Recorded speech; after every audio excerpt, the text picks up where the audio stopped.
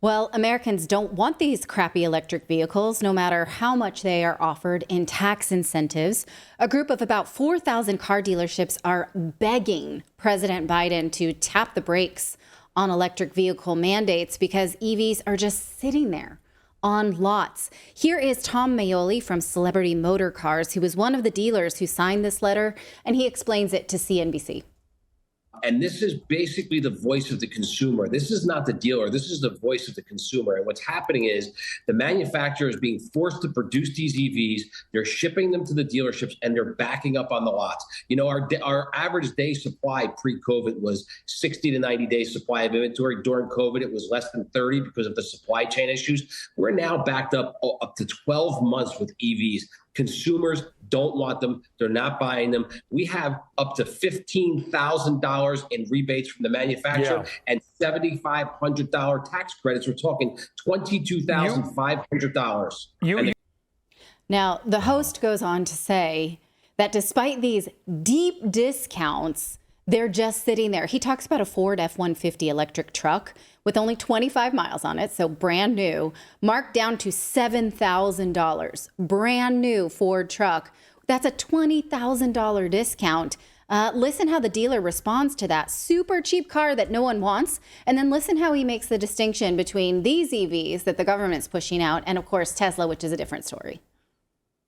Still can't sell it. Consumer doesn't want it. The consumer's in fear over the infrastructure. The infrastructure is not there. The White House and the Biden administration and got way out over its skis with this mandate, and the consumer has to buy into it, and they're not. And the problem that exists now is, they force the manufacturers to spend all this money to build these plants and produce these vehicles, but the consumers aren't buying into it. They're afraid of range. They're afraid of where they're going to charge. And we're not talking about, listen, Tesla is a vanity purchase. People have to have a Tesla. They have a second vehicle. Most people can't afford the first vehicle, never mind the second vehicle. And these people are coming out to the dealerships and they're buying these vehicles and they're afraid.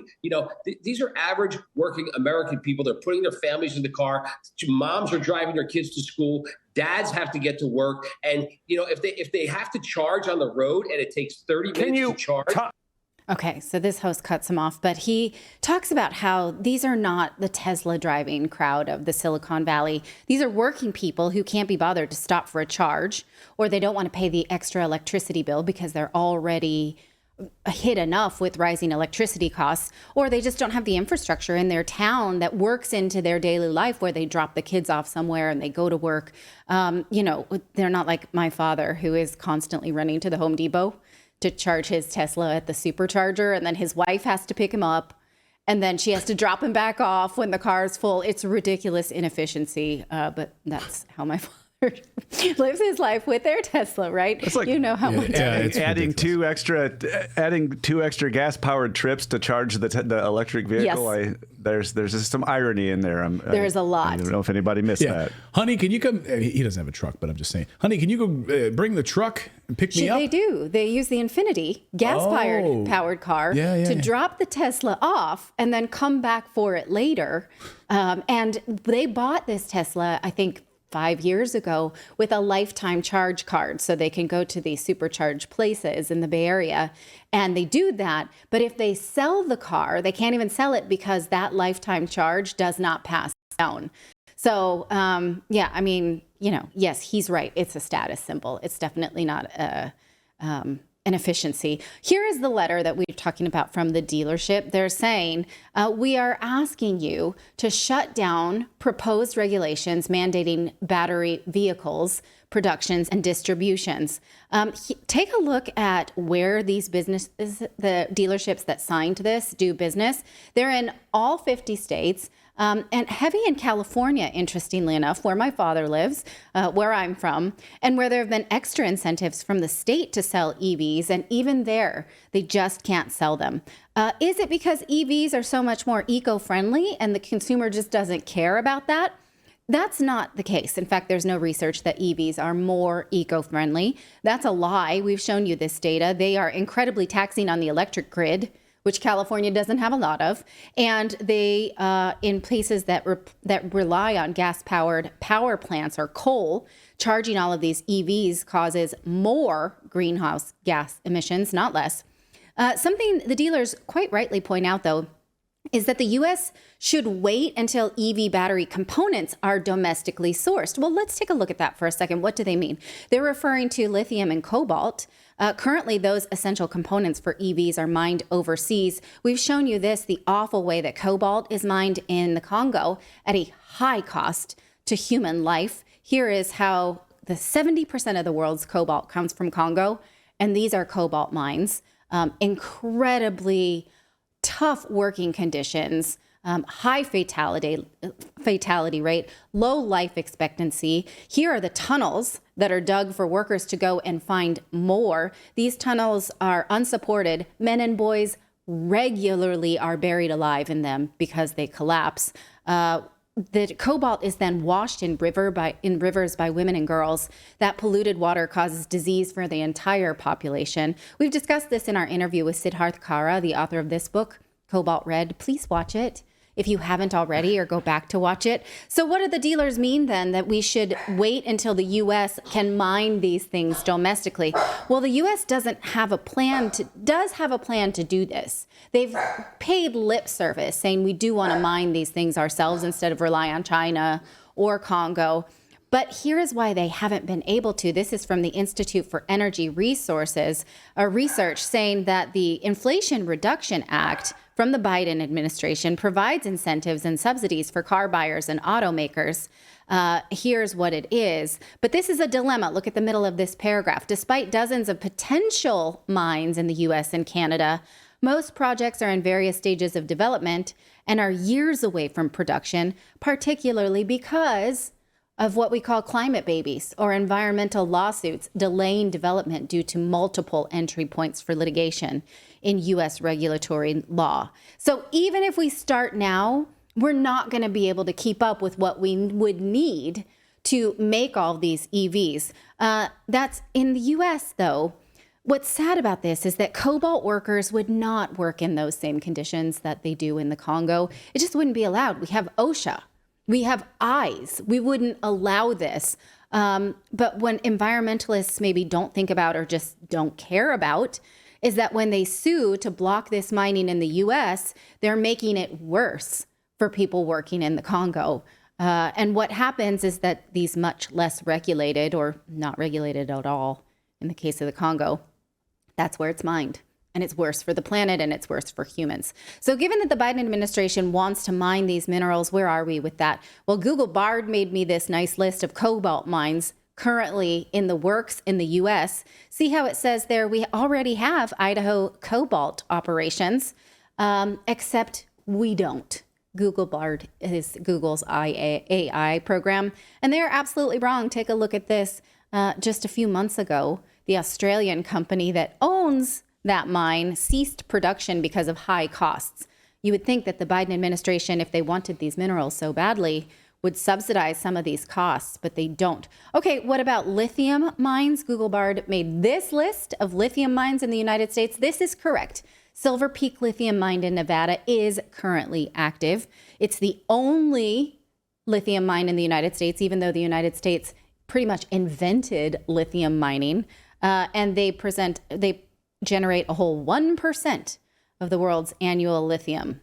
Way to go, 1%. The rest of it comes mostly out of Chile and Argentina. That's 75%. So if we wait until the U.S. can domestically source these EV components, we'll probably be waiting forever, right? Yeah, I mean, because Chile, is nationalized theirs because of a national security risk. Yeah. So that other people can't swoop in and steal it from them. They're like, wait a second, these EV minerals are so valuable, lithium, cobalt, et cetera, that we've nationalized it so that, and you see companies like Ford, Volkswagen, GM, Tesla are all, in fact, trying to buy up these mines or invest in these mines because they know how incredibly valuable they are. And the United States has virtually none of it. Zero. Right.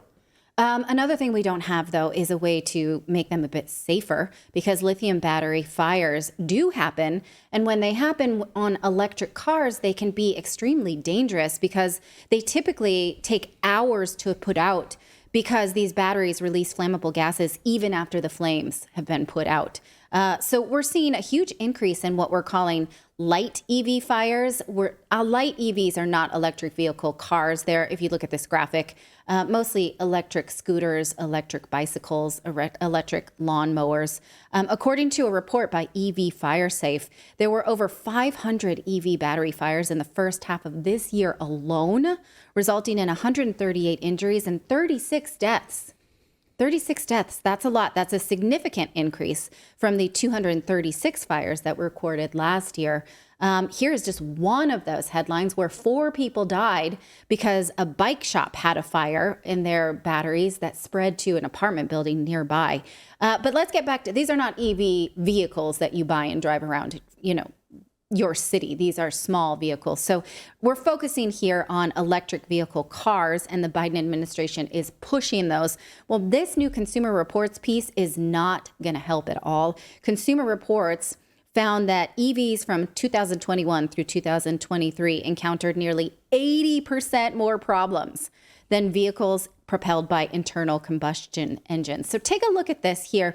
They're making this distinction between hybrids, electric vehicles, and plug-in vehicles. So the baseline here is gas-powered cars, and we're showing how much more likely you are to have a problem. Well, EVs in the middle have quite a lot of problems, but the plug-in hybrids, which use plugging into a vehicle charging station versus regular hybrids, which are the kind of cars that sort of generate electricity on their own without plugging them in. Do you know the distinction between those types of cars that charge themselves? Years ago I had a hybrid. Right. Back in the day I had a Ford Escape hybrid. That did not plug in. Right. No, it didn't plug in. It Right. just used inertia and brakes. Yeah. Friction from the brakes to recharge it. So if we can go back to that chart, those actually are better than only gas-powered vehicles. They have fewer problems because you do put gas in them, but the engine charges itself while you are driving. So those seem to be just fine. So given that these cars are not reliable, they don't go very far, they have a terrible track record on climate, and people don't want them, will the Biden administration stop using our tax dollars to push them to lots which just become museums?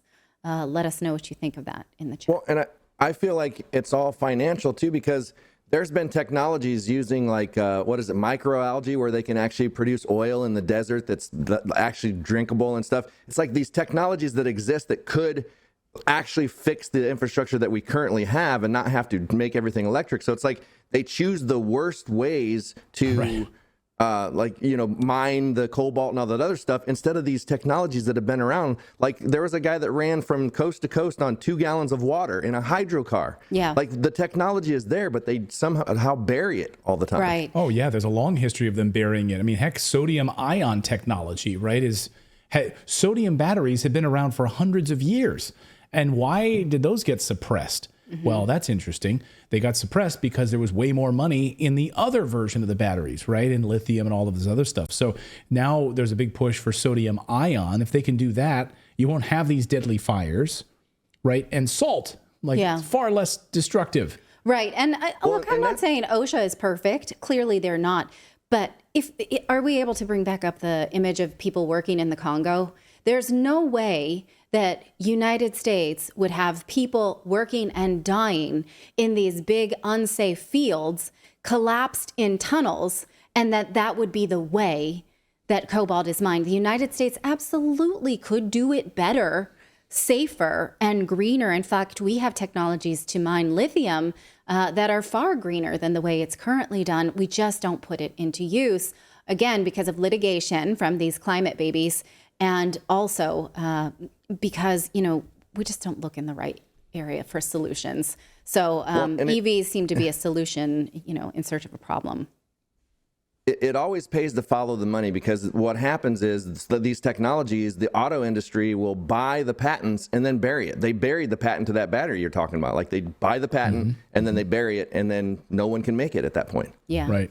Yeah. They go into Tesla's hotel room in New York City, and the FBI basically steals all of his documents, right? And where's all that technology? Buried, hidden.